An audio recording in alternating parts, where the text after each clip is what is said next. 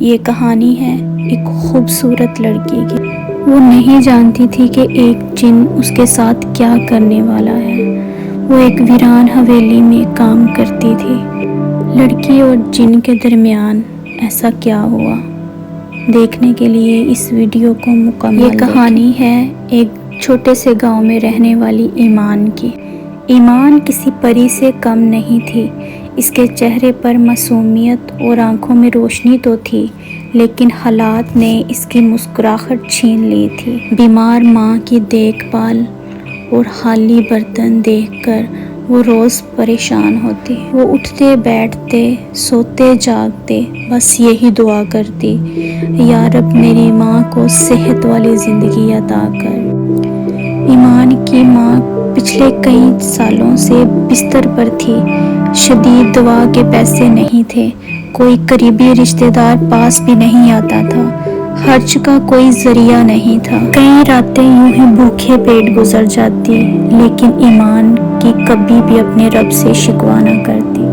ہر روز ایمان فجر کی اذان پر اٹھتی، اپنے پرانے سے جائے نماز پر سجدہ کرتی، پھر قرآن پاک کی تلاوت کرتی۔ اس کی دعاؤں میں ایک ہی التجا ہوتی کہ اے میرے رب میری ماں کو شفا دے اور ہمیں حلال روزی کا ذریعہ عطا فرما۔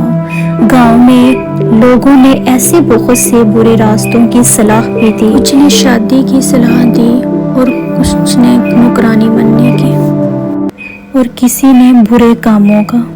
گاؤں کی بوڑھی عورت نے بتایا، بیٹا دور دراز جنگل میں ایک پرانی حویلی ہے جہاں کوئی بھی نہیں ٹکتا، لیکن وہاں پہ پیسے تمہیں اچھے ملے۔ وہاں سے اجازت لی اور اپنے سفر پر ایمان۔ یہاں سے اب اس کے لیے ایک بڑی آزمائش شروع ہونے والی تھی۔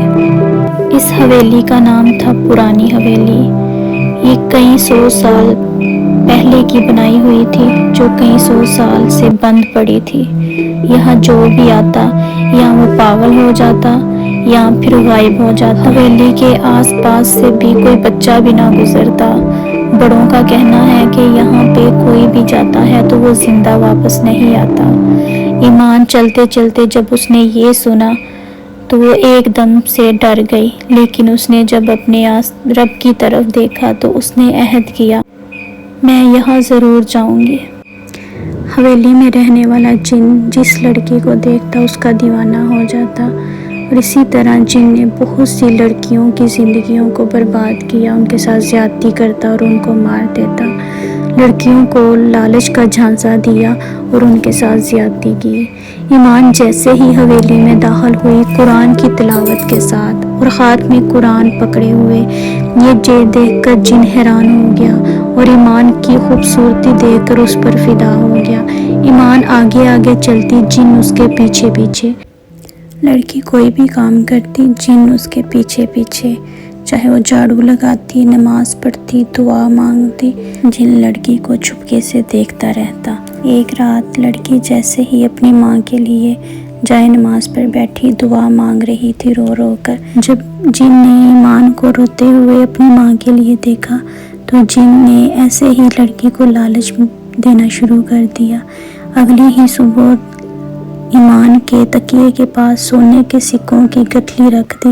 اے میرے رب میں تیری محتاج ہوں، مجھے شیطان کے شر سے محفوظ رکھنا۔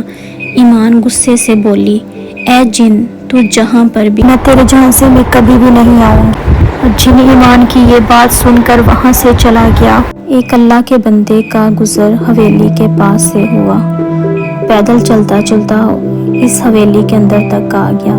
اس کی جب ملاقات ایمان سے ہوئی، ایمان نے سارا معاملہ بتایا۔